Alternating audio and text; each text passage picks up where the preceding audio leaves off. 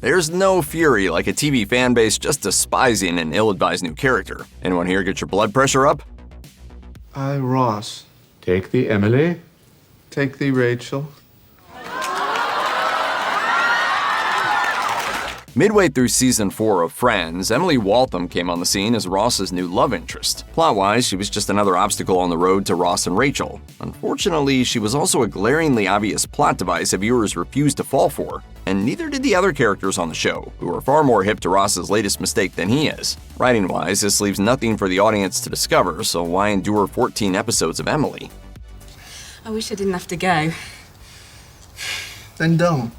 If only she had. The truth is that Emily's annoying. She's so insecure about Rachel that she forces Ross to get rid of pretty much everything he owns and buy all new stuff, untainted by Rachel cooties. This doesn't do much for Ross's character, needless to say. None of it made any sense, and Emily was written off the show in season 5. According to Friends director James Burrows' memoir, cleverly titled Directed by James Burrows, she was nice but not particularly funny. Schwimmer had no one to bounce off. It was like clapping with one hand. Burrows blamed the whole debacle on the actor, Ellen Baxendale, which seems a little disingenuous. As for Baxendale, she's still working and doing just fine. Actor Paul Sparks joined Netflix political drama House of Cards in its 3rd season, portraying award-winning writer Tom Yates. He's still coasting on the success of his best-selling novel Scorpio, and he's hired to write a book about a new government program by President Underwood. Propaganda. You could call it that. Doesn't sound like a terrible idea. The problem was the execution. Yates wasn't particularly interesting, and his sole reason for existing, at least the way it played out on screen, was to have a fling with Underwood's wife, Claire. A fling that, by the way, went nowhere. Then in season 5, Claire kills him. And frankly, we were there for it. Specifically, she poisons him after she realizes she's told him too many Underwood family secrets. And she watches him die while they're having sex, which is the most interesting thing the character ever does. Why did the writers kill him at that point? You could just as easily ask, why keep him? As for the actor, Sparks told Entertainment Weekly, "I know that Tom was a somewhat controversial character, but I did love being on that show, and I wish them all the best." Controversial, eh? You could say that. It's just, usually, controversies aren't this boring. A vampire cursed with a human soul, Angel was a fan favorite on Buffy the Vampire Slayer before opening up his LA-based supernatural detective agency in a self-titled spin-off. The new show was well received until season 3. That's when Angel's half-demon son Connor showed up. To say the character's origins are convoluted is an understatement. Kidnapped as an infant, he was raised in a hell dimension until returning to Earth as a teenager just a few months later via some sort of time dilation thing. A couple weeks ago, he was wearing diapers. Now he's a teenager? Tell me we don't live in a soap opera. Connor hit the ground moping, a gloomy, annoying teenager from the pits of hell whose teen angst and whiny brooding are exceeded only by his blind hatred for his dad. Connor's more of a plot device than a fully formed character. His sole purpose is to create conflict. Meanwhile, his vaguely Oedipal season 4 romance with Cordelia, who knew him as a baby in season 3, gave fans the ick. Connor was written out of season 5, but here's some tea. Years later, Cordelia actor Charisma Carpenter implied that the upsetting Connor-Cordelia storyline came about because series creator Joss Whedon was angry with her for getting pregnant while filming the show. So now it's gross for all kinds of reasons. In the 7th season of Frasier, viewers learn more about the background of Jane Leeve's character Daphne Moon when her mother, Gertrude, is introduced. We were starting to think our Daphne would never find herself a young man. And I see she hasn't. Gertrude shows up for Daphne's wedding and seriously overstays her welcome by returning in the 9th, 10th, and 11th seasons. Written as manipulative, cruel, obnoxious, and overbearing, there's very little to like about Gertrude. Certainly not enough for fans to connect with the character, who came off as mean-spirited and opinionated, with absolutely no redeeming qualities. Needless to say, she's nothing at all like Daphne. Gertrude even moves in with Niles and Daphne and gets a job at the gang's hangout. Writing on a Frasier message board, one fan vented, "I don't know if it's her shrill voice or utterly grating demeanor, but her moving into Niles and Daphne's place almost made me give up watching Frasier." The post was titled, "Only character I want to run over repeatedly." Strong words. Gertrude was eventually written off the show, making a brief final appearance at Daphne's baby shower, where she speaks a single line of dialogue and is never seen again. Oh, here she comes! And there she goes. CTU super agent Jack Bauer saves the world for the first of several times in the debut season of the real-time action drama 24. And while he's saving the world, he's also forced to save his teenage daughter Kim several times. Played by Alicia Cuthbert, Kim Bauer is a bottomless well of bad decisions. Widely regarded as one of TV's dumbest characters, the frequently kidnapped Kim is less a three-dimensional human than a plot device for ever needing to be rescued. Case in point, the infamous Season 2 scene in which she gets lost in the woods and winds up facing a wild cougar, a low point for the series and for television writing in general. Even Cuthbert was taken aback when she read the scene, telling Vulture, "It kind of came across like, what is this? This is sort of insignificant and kind of stupid." Kind of stupid? It's all the way stupid. But that's just Season 2. Suspension of disbelief is off the charts by Season 3 when Kim becomes a CTU analyst. Cuthbert explained, "Even though I was his daughter, I couldn't be involved in the action, but they had to write something for me. I give them credit for finding ways to keep my character doing stuff. But did they really?"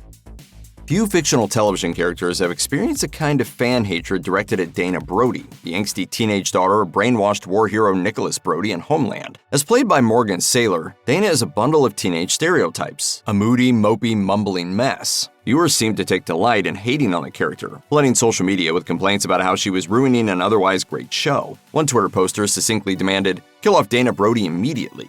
The writers didn't listen. Even Saturday Night Live took notice. Dad? Dad, are you here? Dad? Did the character deserve all that hate? After all, she didn't write herself. If there was any blame to assign, it should have been aimed at the Homeland writing staff. Instead, viewers aimed their arrows at Saylor, who took it all in stride, telling the Daily Beast, "Characters are not always supposed to be loved. I don't take it personally. I think it's kind of interesting to see people, spending so much time focusing on something like that." Reviving a beloved TV series is tricky business. Sure, sometimes they work, like the 2018 Roseanne revival, but mostly they don't. And there are some shows that should never be rebooted. That memo went unnoticed when Sex and the City was resurrected 2 decades later as And Just Like That. Reviews were mixed for a variety of reasons, but a big one was the character of Che Diaz, played by Grey's Anatomy alum Sarah Ramirez. Che was created as a love interest for Miranda. Unfortunately, the character is kind of an arrogant jerk. Che is supposed to be a wildly popular non-binary comedian and podcaster, but for some reason, the show's writers didn't give them anything funny to say. Nothing. Ever. And never was it more apparent than in a scene in which Che roasted Miranda in a comedy club. The club's audience howls with laughter at Che's painfully unfunny jokes, while the real audience sits at home totally disconnected. She brought 4 people into our bed. Me, her husband, and her son.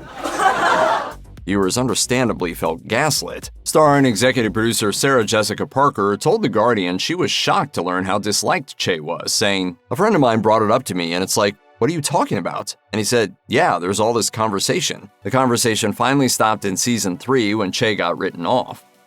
A lot of lost episodes left people scratching their heads, but nothing left viewers feeling as confused about what they were watching as Season 3's expose. It was a conclusion of an experiment in which the writers introduced 2 characters named Nikki and Paulo. They emerged from the background at the beginning of that season and were implied to have just been hanging around the whole time, right off screen.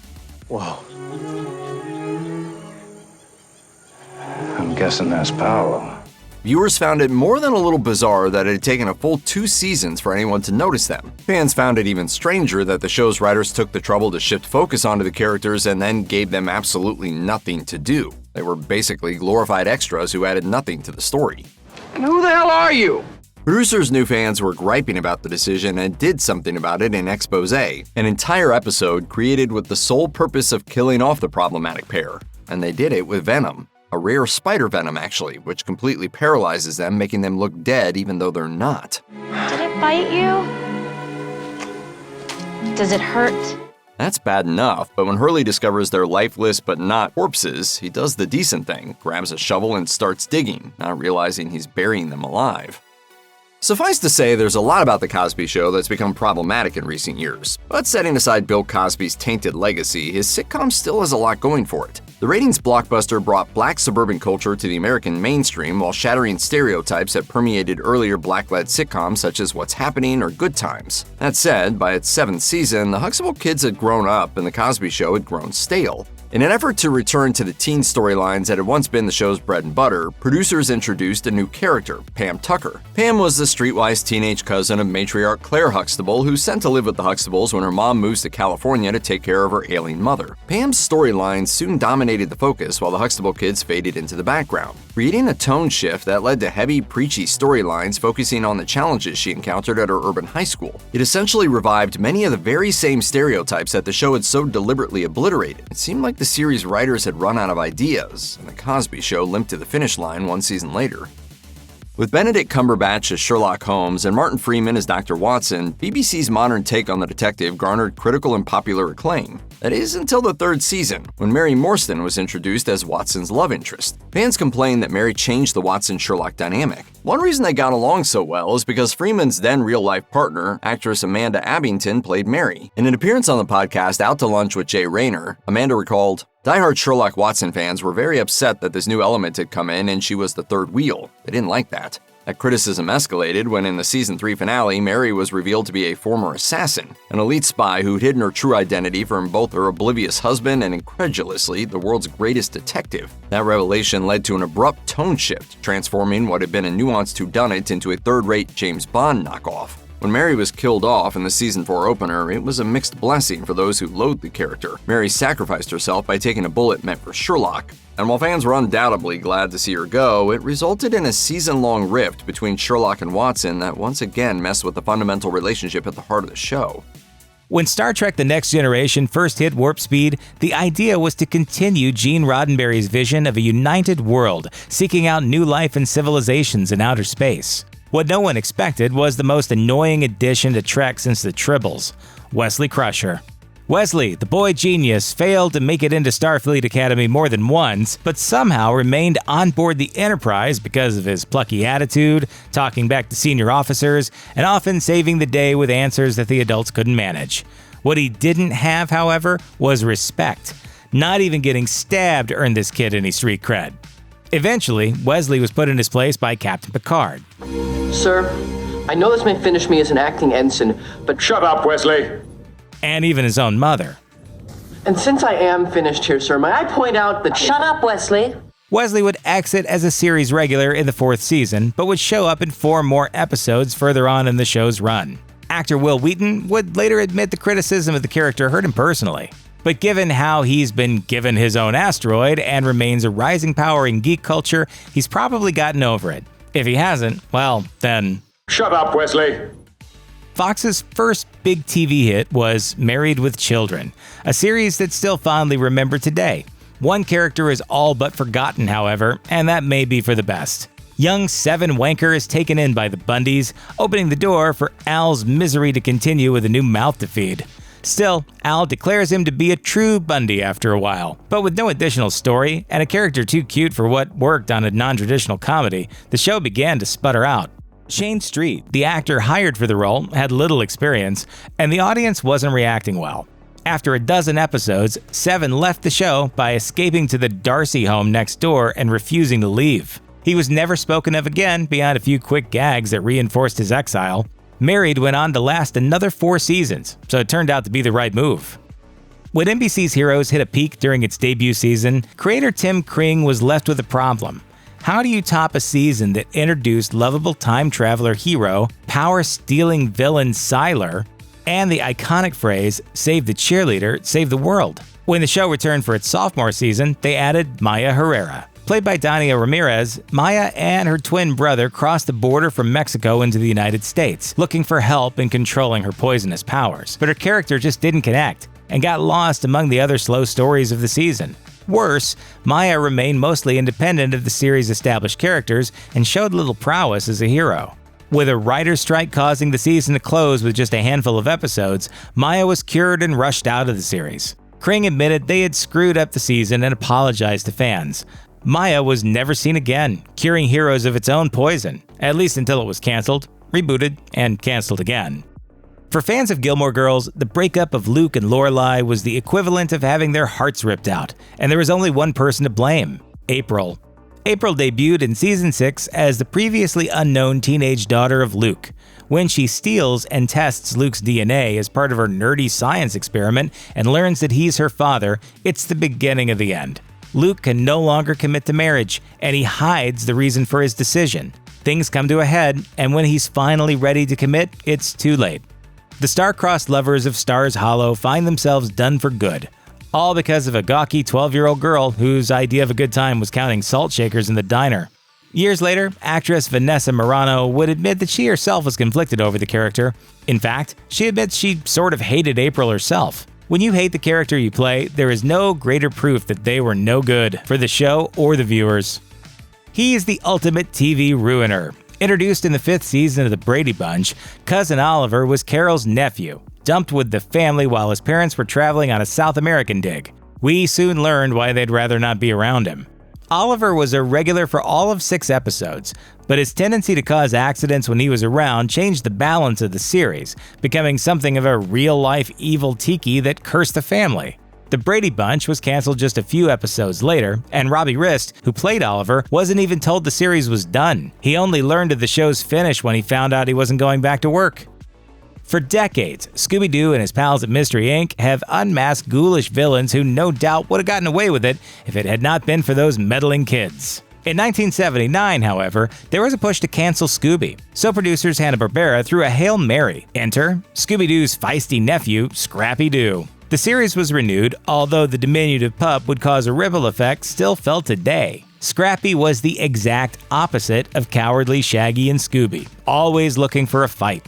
While the team's terror often set up gags, Scrappy had only that one aggressive trait. Soon after his first appearance, Scrappy even got top billing along with Scooby, while Fred, Velma, and Daphne got benched. Imagine losing your job to the dog you can't housebreak. Years later, in Scooby's first live-action feature film, Scrappy was portrayed as a disrespectful, exiled member of Mystery Inc. So to review, Scooby, all-time classic. Scrappy, best left in the kennel. Scrappy-Doo sucks. Puppy! Dustin Diamond peaked in life when he portrayed Screech for NBC's Saturday morning opus Saved by the Bell. Designed to be the nerdy genius sidekick to Zach Morris, Screech pined over Lisa Turtle, created a famous dance move, and was a proud member of Bayside High. Screech was light comedy relief that worked. In 1993, the cast graduated and made the jump to primetime, pursuing greater education at Saved by the Bell to college years. With the move, most of the characters grew in some fashion. Screech, however, was a different story.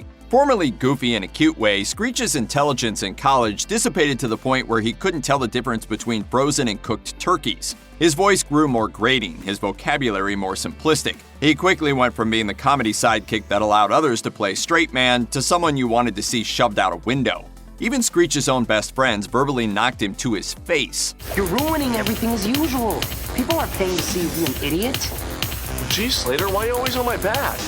Because you're a screw-up. Screech would live on through additional Saved by the Bell incarnations, but the damage had been permanently done. When Steve Carell's Michael Scott exited The Office during its 7th season, a massive void was left to be filled in the faux reality world of Scranton's Dunder Mifflin Paper Company. Brit Eleanor Donna Nellie Bertram soon debuted as a potential suitor to Michael's throne, despite her having no actual qualifications for any of the positions she was trying to get hired for. I don't work especially hard, and most of my ideas are either unoriginal or total crap. She had horrible social skills. The series also failed to give viewers any reason to care about why she was suddenly dominating the show. Played far too well as having no redeeming qualities whatsoever by Catherine Tate, Nellie was decried for a downturn in the series' quality. After all, how does one find sympathy for a shopaholic with massive credit card debt who possesses a complete lack of intelligence and who's been crowbarred onto the show? She also pretty much kidnaps a baby in the series finale, taking off for Europe with it. Nellie is every crazy ex you've ever had all rolled into one. Like your ex, no one misses her. David Duchovny and Gillian Anderson became huge stars playing Fox Mulder and Dana Scully, FBI investigators who looked into alien abductions, paranormal encounters, and other really weird stuff that hinted at a massive government conspiracy on Fox's The X-Files. But Duchovny wasn't happy. Right before the series' 7th season in 1999, he sued Fox, claiming that it had sold the rights to reruns of the show at a discount to its affiliates, thereby cheating him and the other actors out of profits they may have earned. The suit was eventually settled, but Duchovny filed it right when he negotiated his contract to keep playing Mulder on The X-Files, and understandably, neither actor nor network were particularly enthusiastic to maintain their working relationship. They came to an agreement. Mulder would mysteriously disappear in Season 7 and appear sporadically in Season 8, necessitating a new FBI agent named John Doggett, played by Robert Patrick, to team up with Scully. The show also hired Annabeth Gish to play another new agent, Monica Reyes, in the event that Anderson decided to bolt too. However, without Duchovny, or maybe the irresistible chemistry between Mulder and Scully, viewers left in droves. From a series ranking high of 11 in the Nielsen ratings in 1997 and 1998, ratings slipped down to 67th and about half as many viewers by 2001 and 2002, at which point The X-Files was canceled. What do you think happened? Isn't that what you're here to tell us? Portraying goofy teen Eric Foreman on that 70s show made Topher Grace a star, and after 7 seasons, he decided to bow out to pursue his burgeoning film career. Portraying dumb teen Michael Kelso made Ashton Kutcher a movie star too, and he decided to leave as well early in season 8. To replace Africa-bound Eric and Chicago-bound Kelso, producers brought in one new character, Randy Pearson, an employee at Hyde's record store. Like Eric, he dates Donna and cracks wise. Like Kelso, he's a bit of a male bimbo. Let me clear a couple things up. Donna and I are just friends, and I blow dry this hair upside down. Ironically, the new and sudden cast change felt in line with that 70s show's long-form homage to 70s sitcoms. Bringing in some new guy is exactly what Happy Days did decades earlier. And it was all likely a fool's errand for actor Josh Myers, a capable comedic actor who honed his chops on Mad TV, because it's not easy replacing the 2 biggest stars on a long-running show. He didn't get much time to build up chemistry with the cast before Fox pulled the plug at the end of season 8 after the ratings dropped. The supernatural drama Charm smoothly survived a major upheaval when original cast member Shannon Doherty bolted from the show about the 3 magical Hallowell sisters. Taking her place, Rose McGowan, playing a long-lost sister who happened to possess the magical skills necessary for the power of 3 to continue on. In 2005, though, the aging show was heading into its 8th season when the CW issued an ultimatum: bring in new characters to populate future seasons or set up a spin-off. And so, writers introduced Billie Jenkins, a college-age witch who approached the show's witchy main characters for magical training. What's the catch? Well, show me the ropes. Teach me everything you know about witchcraft. Everything. Portrayed by future The Big Bang Theory star Kaylee Cuoco, Billie spent a lot of her time in the sisters' attic, studying magic books and trying to locate her demon-affiliated missing sister, who subsequently tricks Billie into turning on the Hallowells. That was a lot of setup for a character that ultimately didn't get a spin-off and which would soon disappear from television because Charm didn't get a 9th season.